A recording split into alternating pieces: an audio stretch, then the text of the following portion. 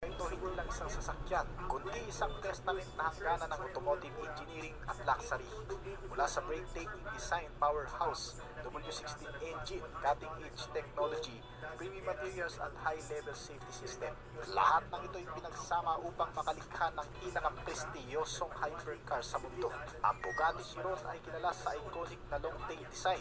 Inspirasyon ng record-setting Chiron Super Sport 300 Plus na may mas mahabang rear para sa maximum aerodynamic stability sa high speed. Ginawa rin ito mula sa exposed carbon fiber. Ito ay magaan ngunit sobrang rigid at pinapagana ng makina ng 8-liter quad turbocharged W16 na kayang mag-produce ng 1,578 horsepower at 1,600 Nm ng torque. Lima sa mga dahilan kung bakit napakamahal ito. Una, extreme engineering. Gumagamit ng W16 engine, advanced materials, magandang aerodynamics at precision craftsmanship. Pangalawa, napakalimitado lang din ng units na nilabas nito.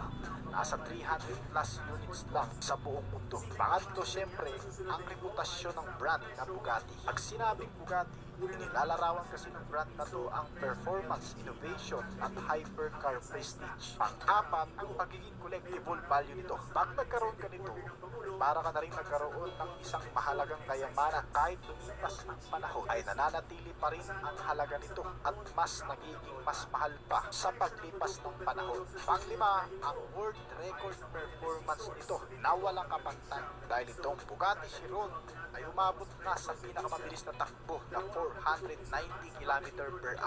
Well, magkano nga ba ang kabuuang presyo nito?